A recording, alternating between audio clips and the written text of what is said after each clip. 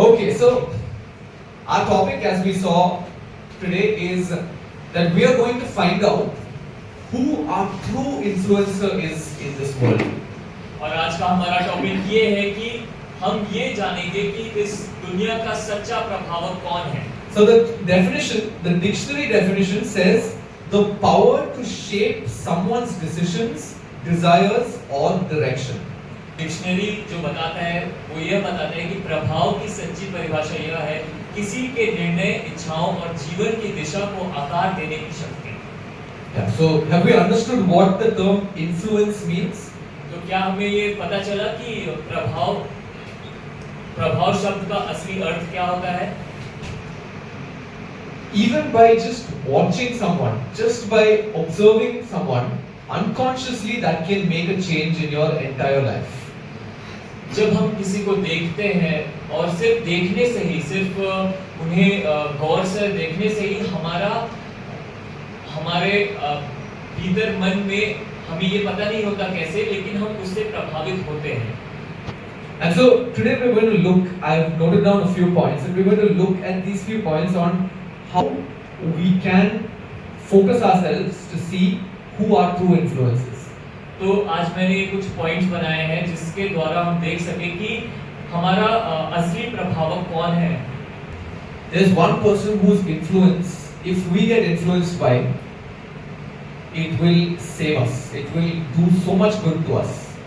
एक ऐसा इंसान है जो एक प्रभावक है और अगर हम उससे प्रभावित होते हैं तो वो हमारी जिंदगियां बचा सकता है। And I'm sure we all know the answer to it. Who is it? और मुझे ये पता है कि हम सभी लोगों को उनका नाम पता है। तो कौन है, क्या है उनका नाम? Jesus, God. Yes. So when we let God influence our lives, जब हम परमेश्वर को अपने जीवन को प्रभावित करने की अनुमति देते हैं, we see that God's influence doesn't just stay outside. It just doesn't just show on our outside, but even inside. It goes deeper inside. तो हम यह देखते हैं कि परमेश्वर का जो प्रभाव है वह सिर्फ हमारे ऊपरी रूप में नहीं है, वह हमारे भीतर जाता है, वह हमारे अंदर जाता है। Do we have our Bibles here? क्या हमारे पास पवित्र शास्त्र है? If you have your Bible, can I request you to take it out, please? Please उसे बाहर निकाल लें। And let's turn with me to Romans 12 verses 2. और मेरे साथ यह निकालें रोमियो के पत्र उसका 12वां अध्याय और दूसरा पद। Okay, can I request someone to read it in Hindi? I'll read it in English, then after that somebody can read it in Hindi. और मैं यह चाहता हूँ कि आप में से कोई एक उसे हिंदी में पढ़े, पहले मैं अंग्रेजी में इसे पढ़ लेता हूँ।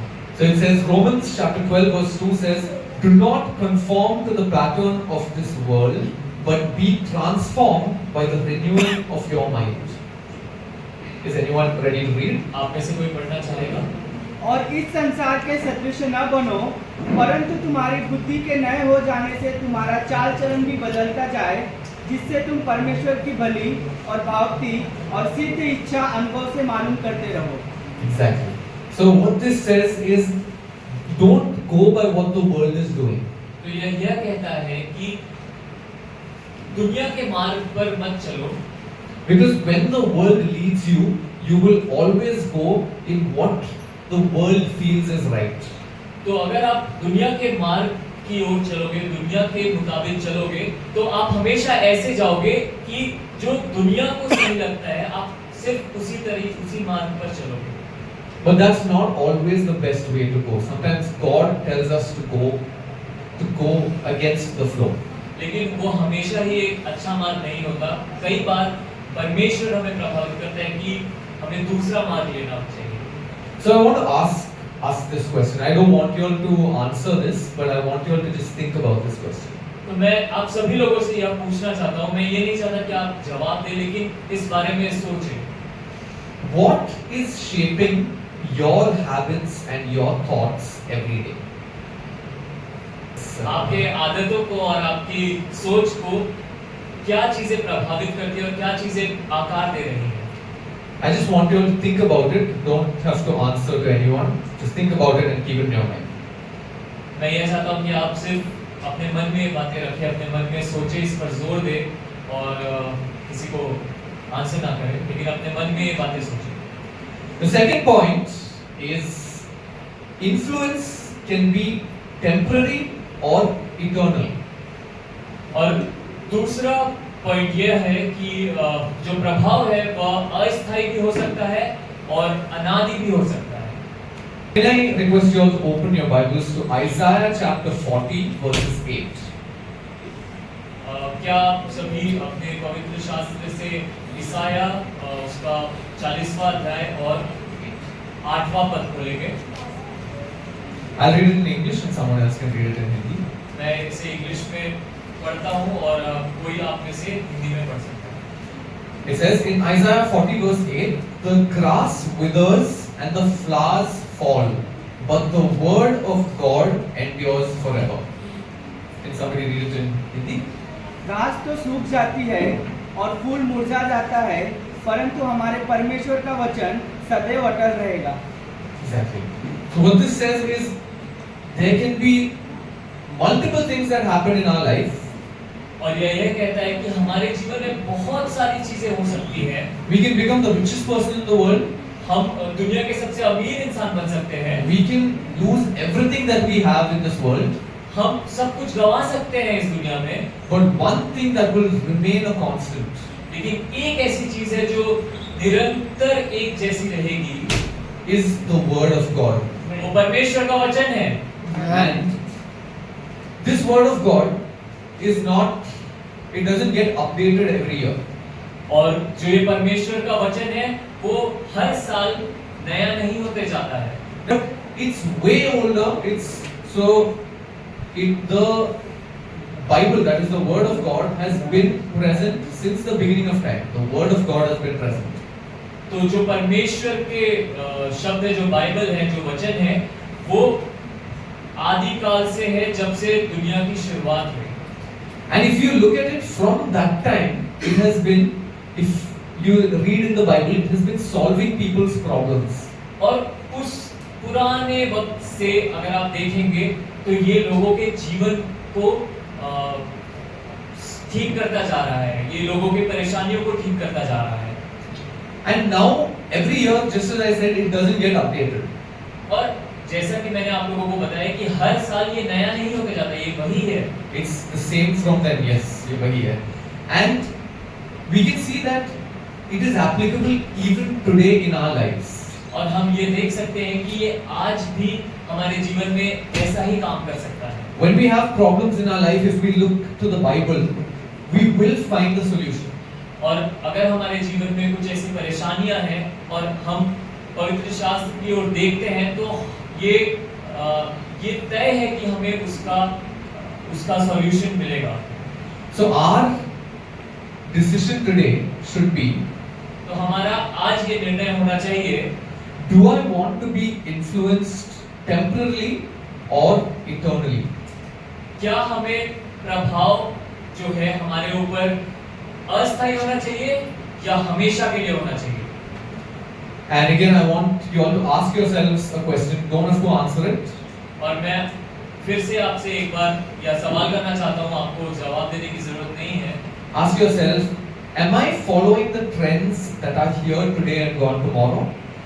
क्या मैं ऐसे ट्रेंड्स को किए जा रहा हूँ जो आज हैं और कल नहीं है? Or am I basing my life on the eternal word of God? या मैं अपने जीवन को परमेश्वर के वचन पर आधारित करता हूँ? And let me tell you that if you feel like you are following the trends of this world which are here today and gone tomorrow, और मैं आपसे ये बता देता हूँ कि जो अगर आप इस दुनिया के ट्रेंड्स पर अपने जीवन को आधारित करते हैं जो आज है और कल नहीं है, and you feel like you want to switch to basing your life on the word of God which is eternal, और आप ये सोचते हैं कि आप अपने जीवन को इस पे आधारित करें परमेश्वर के वचन में जो आदिकाल के लिए है, as long as you have breath in your lungs and as long as you are alive, it is never too late to switch.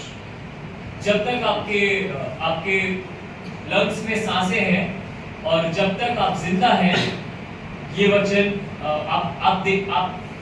आपको देर नहीं हो सकती कि आप अपने वचन पर आधारित कर सकते हैं अपने जीवन को। So if you want to make that choice, make it. अगर आप ये निर्णय लेना चाहते हैं आज, तो आप अभी के अभी ले सकते हैं। Moving to the third point, I'll be going a little quick now. अब हम आगे बढ़ते हैं, अब मैं थोड़ा जल्दी चलूंगा। That true influence shapes identity and not just image.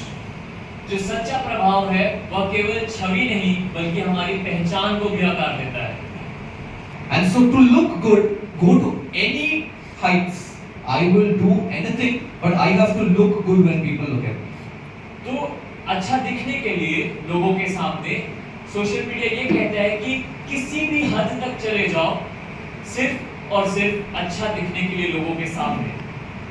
But when you look at what God says in His Word, लेकिन अगर जब आप परमेश्वर के वचनों को देखते हैं, He tells us, "Come just as you are." परमेश्वर का वचन हमसे ये कहता है कि आप जैसे हैं मेरे पास वैसे ही हैं। You don't have to have the perfect hairstyle. You don't have to have the perfect body. परमेश्वर का वचन ये नहीं कहता कि आपका जो बाल बनाने का तरीका है वो परफेक्ट होना चाहिए, आपका जो शरीर है वो परफेक्ट होना चाहिए। Because that doesn't matter to me. What matters to me is your heart. वो मेरे लिए जरूरी नहीं है कि आप कैसे दिखते हैं, आपका जो दिल है, आपका जो हृदय है, वो मेरे लिए जरूरी है। परमेश्वर का वचन ये कहता है। Can we turn to John chapter 1 verses 12? यूहन्ना पहला उसका 12वां वचन। In English it says, "But to all who have believed Him and accepted Him, He gave the right to become children of God." Can someone read it in Hindi, कोई please? पढ़ सकता है हिंदी में? परंतु जितने उसे ग्रहण किया उसने उन्हें परमेश्वर के संतान होने का अधिकार दिया, अर्थात उन्हें जो उसके नाम पर विश्वास रखते हैं। Yes. Whoever believes in the name of Jesus has the authority, has the right to become children of God. जो कोई भी यीशु मसीह पर विश्वास करता है, उसके पास ये अधिकार है कि हम परमेश्वर के पुत्र कहलाए जाएं। And when we look at what real influence is, और अब हम देखते हैं कि असली मायने में प्रभाव क्या है, we see that true influence doesn't just change our profile. तो हम देखते हैं कि जो असली प्रभाव है वो हमारे ऊपर के ऊपरी चीजों को जो हमारा दिखावा है वो बदलता नहीं है। Yes, but it changes our soul. लेकिन वो हमारे अंतरात्मा को बदलता है। And moving on to the fourth point now, अब हम आगे बढ़ते हैं फोर्थ पॉइंट की तरफ। that true influence guides our choices. जो सच्चा प्रभाव है वह हमारे निर्णयों का मार्गदर्शन करता है। So just as I said, true influence guides our choices. तो जैसा कि मैंने आपको बताया कि जो सच्चा प्रभाव है वह हमारे निर्णयों का मार्गदर्शन करता है।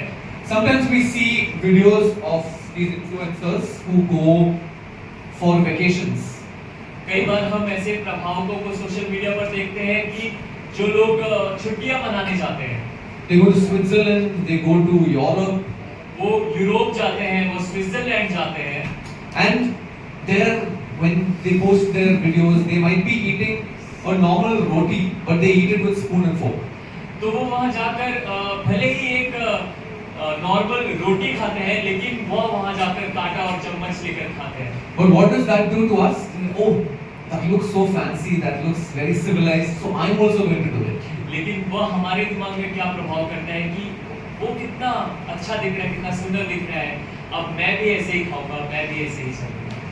And we see that they do that only so that they can get more views, more likes. और हम यह देखते हैं कि वो सिर्फ इसलिए ऐसा कर रहे हैं कि वो उन्हें ज्यादा से ज्यादा लाइक मिले और ज्यादा से ज्यादा फॉलोअर्स मिले। And when people look at them, they should feel like, oh, okay, that person looks perfect. तो वो इसलिए भी करते हैं कि जब उन्हें दूसरे लोग देखें तो ऐसा लगना चाहिए कि वाह, ये तो परफेक्ट इंसान है, ये तो परफेक्ट चीज है। But when we follow God, लेकिन जब हम परमेश्वर को फॉलो करते हैं, It's not about our image. ये हमारे छवि के लिए नहीं है, हमारे इमेज के लिए नहीं है, But it's for our identity. लेकिन यह हमारे पहचान के लिए है It's for who we are. कि हम कौन हैं। When God influences us, He makes sure that we have a strong identity. जब परमेश्वर हमें प्रभावित करता है तो वो तय करता है और वो इस बात पर अटल रहता है कि हमारे पास एक मजबूत पहचान हो। So, can I request someone to read Proverbs chapter 3, verses 5 and 6? नीति वचन 3 उसका 5 and 6 पर। तू अपनी समझ का सहारा न लेना, वरन संपूर्ण मन से यहोवा पर भरोसा रखना, उसी को स्मरण करके सब काम करना, तब वह तेरे लिए सीधा मार्ग निकालेगा। Exactly. In English it says, trust in the Lord with all your heart and lean not on your own understanding. In all your ways submit to Him and He will make your path straight. What the Bible says is, you don't have to worry about what the world is doing. आपको यह चिंता करने की जरूरत नहीं है कि दुनिया आपके बारे में क्या सोचती है। But what you need to do on a daily basis is lay your life down at the feet of Christ. लेकिन आपको हर दिन ये करने की जरूरत है कि अपने जीवन को परमेश्वर के चरणों पे रखना है। And the Bible gives us this assurance that if you do that, और जो पवित्र शास्त्र है वह हमें ये वादा देता है कि ऐसा करने से आपका जीवन बदलेगा and God will make sure that all your ways go right. और परमेश्वर यह तय करेगा कि आपका जो जीवन है वो एक सीधे मार्ग पे चलेगा और सफलता की ओर जाएगा। And when we follow Christ, He will only lead us in the right path. और जब हम यीशु मसीह को फॉलो करते हैं तो वो हमेशा हमें एक सही मार्ग पर ही चलाते हैं। And you follow Google Maps because you know that okay, there's a satellite. That satellite has taken images of all the roads. It knows which way to go, and it will take you to your destination. तो हम उस पर भरोसा करते हैं Google map पे, क्योंकि ऊपर एक सैटेलाइट है और वो हमें हमारे जहाँ हमें जाना है वहाँ तक पहुँचा सकता है। But you can still see that Google Maps still makes mistakes. लेकिन उसके बावजूद आप ये देख सकते हैं कि जो गूगल मैप है उससे भी गलतियां हो जाती हैं। There are so many times where we have opened Google Maps and we've taken a turn and there is a wall there. There is no way to go, but Google Maps is saying no, go through that way. कई बार हम ये देखते हैं कि हमने एक मोड़ लिया और वहाँ पे कुछ भी नहीं है, एक दीवार है, और लेकिन फिर भी उसके बावजूद गूगल मैप हमें कहता है कि नहीं, उस दीवार से गुजर कर जाओ। ये तो पॉसिबल नहीं है। This Google Maps is just a machine. ये जो गूगल मैप है ये सिर्फ एक मशीन है। But our God is a true and living God. लेकिन हमारा परमेश्वर जीवित और सच्चा खुदा है। And He is the Almighty King of Kings. और वो राजाओं का राजा, महान राजा है। He is the Lord of Lords. वो राजाओं का राजा है। And how much better will He know our lives? और वो हमारी जिंदगी को कितने ज्यादा अच्छे से जानेगा। Because He created each and every one of you and me. क्योंकि उन्होंने ही हम सबको बनाया, हमें से एक को उन्होंने ही बनाया। And how much more should we trust Him और हमें कितना और ज्यादा उन पर भरोसा रखना चाहिए than what people in this world are telling us? जितना कि हमारे आसपास की दुनिया हमें कहती है, उससे कई ज्यादा हमें परमेश्वर की बातों पर भरोसा रखना चाहिए। So what I want us to know is that when we follow our true influence, our ways go in the right path. तो मैं आज आप सभी को यह बात बताना चाहता हूँ कि जब हम एक सच्चे प्रभावकता को फॉलो करते हैं, जब हम एक सच्चे प्रभावकता को फॉलो करते हैं, तो हमारी जिंदगी किस सही मार्ग पर चलती है। And now coming to the fifth point, which is the last point for today. तो अब हम आगे बढ़ते हैं फिफ्थ पॉइंट की तरफ, जो कि आज का आखिरी पॉइंट है। It is we are being influenced to be an influencer for Christ. हम पर प्रभाव इसलिए डाला जाता है ताकि हम मसीह के लिए दूसरों पर प्रभाव डालें। Now, when God expects us to be influenced by Him, तो जब परमेश्वर हमसे चाहता है कि हम परमेश्वर से प्रभावित हों, He doesn't expect us to keep it with us. वो हमसे यह नहीं चाहता कि वो जो प्रभावित हम परमेश्वर से हुए हैं वो हम अपने अंदर ही रखें, वो हम अपने पास ही रखें। But He wants us to share it with our brothers and sisters. लेकिन परमेश्वर यह चाहता है कि हम अपने भाइयों और बहनों से इन चीजों को बांटें जो चीजें हम परमेश्वर से प्रभावित होकर लिए। And how many of us believe that if you have something good with you, you want to share it with others? और हम में से कौन-कौन यह बिलीव रखता है कि हमारे पास जो कुछ भी अच्छा है, जो भी चीजें हैं हमारे पास, वो हम दूसरों के साथ बांटना चाहते हैं। You can raise your hands. Now, when you follow Christ and when you see what Christ does in your life, the change that happens when you follow Christ. और जब आप देखते हैं कि जब आप यीशु मसीह को फॉलो करते हैं, तो आपके जीवन में जो बदलाव आए हैं, जब आप यीशु मसीह को फॉलो करते हैं, when you see that change, you want your near and dear ones to experience that in their lives. और जब आप वो बदलाव अपने जीवन में महसूस करते हैं, तो आप चाहते हैं कि आपके जो आसपास के लोग हों, उन चीजों से बदले, उन चीजों से प्रभावित हों। And that's exactly what it says in Matthew 5 verses 13 to 16. Can you? और सेम वैसा ही मत्ती की किताब में उसके 5वें अध्याय और 13 से 16 तक में लिखा है। It says, I'll read it in English and somebody can read it in Hindi.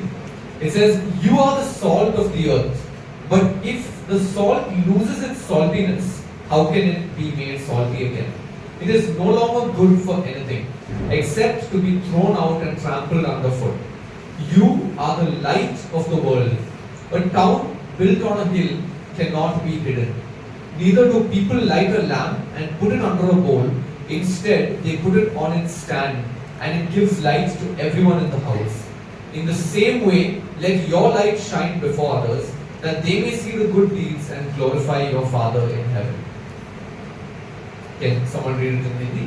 तुम पृथ्वी के नमक हो, परंतु यदि नमक का स्वाद बिगड़ जाए तो वह फिर किसी वस्तु से नमकीन किया जाएगा, फिर वह किसी काम का नहीं, केवल इसके कि बाहर फेंका जाए और मनुष्य के पैरों तले रौंदा जाए।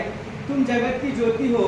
जो नगर पहाड़ पर बसा हुआ है वह छिप नहीं सकता, और लोग दिया जलाकर पैमाने के नीचे नहीं परंतु दीवट पर रखते हैं, तब उससे घर के सब लोगों को प्रकाश पहुँचता है। उसी प्रकार तुम्हारा उजियाला मनुष्य के सामने चमके, कि वे तुम्हारे भले कामों को देखकर तुम्हारे पिता की जो स्वर्ग में है बड़ाई करें। Thank you. Now, what is the purpose of light?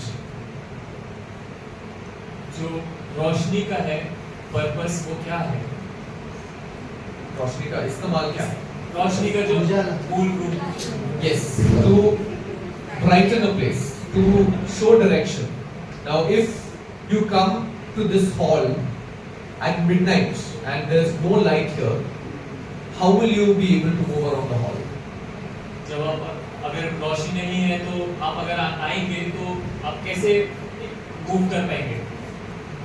You put your hands out and you have to figure out, okay, where is this, where is that? आप ये देखेंगे, आप अपने हाथों का इस्तेमाल करेंगे और आप ये जानने की कोशिश करेंगे कि कहाँ हैं हम और क्या चीजें हैं आसपास। And now, what is the purpose of salt? नमक का क्या इस्तेमाल होता है? Taste. स्वाद। Yes, it adds taste to food. ये खानों में स्वाद जोड़ता है। And what the Word of God is telling us is that you are the salt and light of this earth. और परमेश्वर का वचन हमसे यह कहता है कि हम ज्योति और नमक हैं इस दुनिया की। Which means you are supposed to add flavor into this world, and you are supposed to be a guiding light in this world. जो इसका मतलब यह है कि हम इस दुनिया के लिए स्वाद जोड़ने वाले हैं और हम इस दुनिया के लिए मार्गदर्शक के रूप में एक रोशनी है। Yes.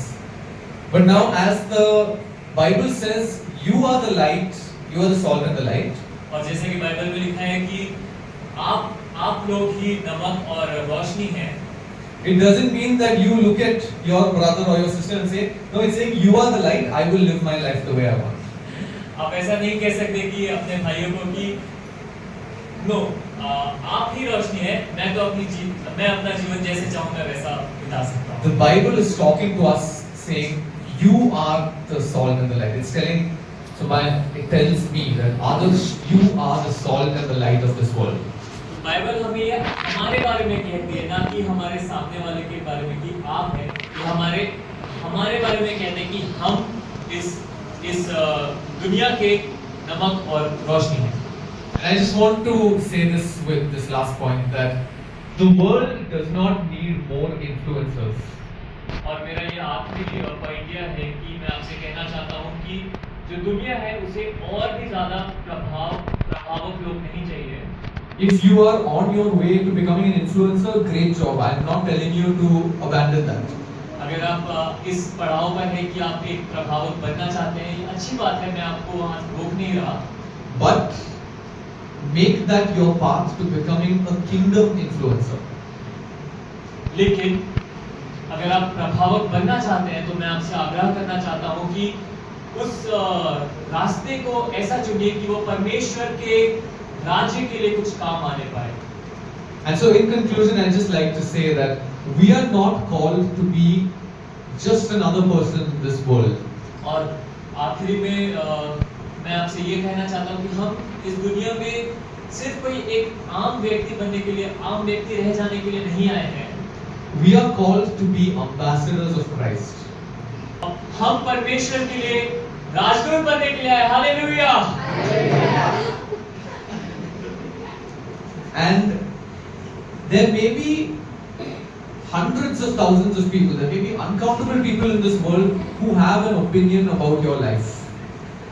कई सारे ऐसे लोग हो सकते हैं, वहाँ पे बहुत ही सारे ऐसे लोग हो सकते हैं जो आपके लिए कुछ एक धारणा लेकर रख सकते हैं अपने मन में। You might be doing what the Bible asks you to do. आप जो परमेश्वर ने अपने वचनों में कहा आप वो कर रहे हो। But the world around you might look at you and say, "Huh, what are you doing? That nobody does that." और आपके आसपास की दुनिया आपको ऐसा देख सकती है कि आप ये क्या कर रहे हैं, दुनिया में कोई भी ऐसा नहीं करता। And if you do that, you can't enjoy this. और अगर आप परमेश्वर की बातों और वचनों पे चलते हैं और आप वो करते हैं तो आप दूसरी चीजों का मजा नहीं ले रहे हैं। But we just learned that when we are influenced by God and when we do what God wants us to do, we are not looking at what is temporary, we are looking at what is eternal. लेकिन हमने अभी ये सीखा कि जब हम परमेश्वर के मार्ग पर चलते हैं, जब हम परमेश्वर से प्रभावित होते हैं, तो हम उन चीजों को करते हैं जो परमेश्वर हमसे चाहते हैं हमारे जीवन में करने के लिए, ना कि दुनिया जो चाहती है हमसे हमारे करने के लिए। And last but not the least,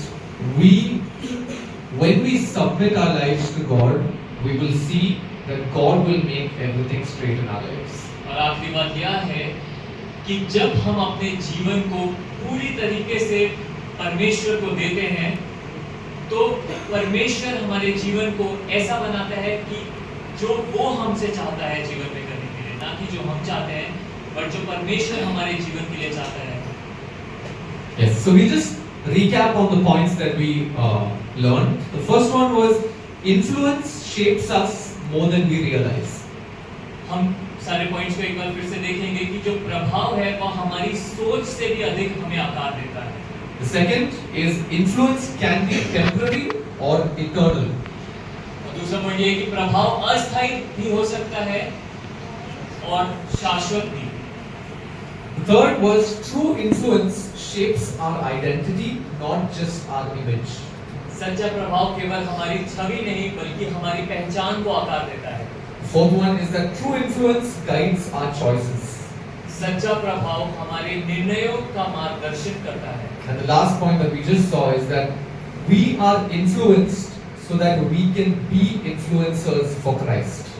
हम पर प्रभाव इसलिए डाला जाता है ताकि हम मसीह के लिए दूसरों पर प्रभाव डालें। And just as I end, I want us to just keep this in mind that in this world, every influencer wants your attention, wants you to be influenced for their own benefit. बस मैं आखिरी में आपको यह बताना चाहूंगा कि इस दुनिया में जितने भी प्रभावक हैं वो आपसे आपका ध्यान चाहते हैं, आपसे आपका वक्त चाहते हैं कि वो अपने फायदे के लिए। But our true influence, which is Jesus Christ, wants our attention so that we can be influenced for our own good.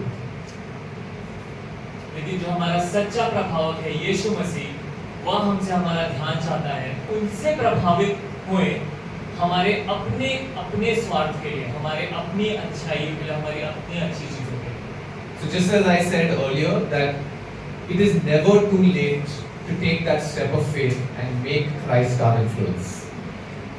तो जैसा कि मैंने आप लोगों को बताया कि कभी भी देरी नहीं हुई है परमेश्वर को और यीशु मसीह को अपना प्रभावक मानने के लिए।